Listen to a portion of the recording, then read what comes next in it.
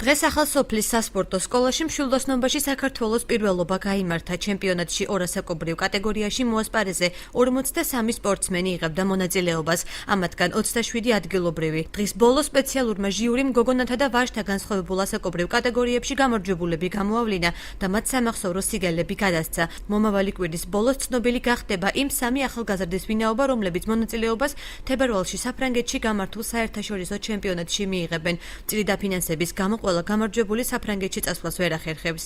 სასტარტო შედეგით, სასტარტო და საბოლოო ფინალური შედეგებით დიდებში ქალებში პირველ ადგილზე გავიდა ხათუნა ნარიმანიძე, მეორეზე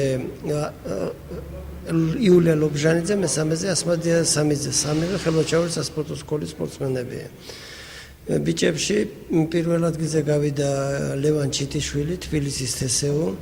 მეორე ადგილზე გავიდა ტარიელ ქადიძე, ქალაქ ბათუმის სასპორტო სკოლის სპორტსმენი და მესამეზე ლადო ბოლქვაძე, ხელვაჩაურის მუნიციპალიტეტთან არსებულ სასპორტო სკოლის სპორტსმენი.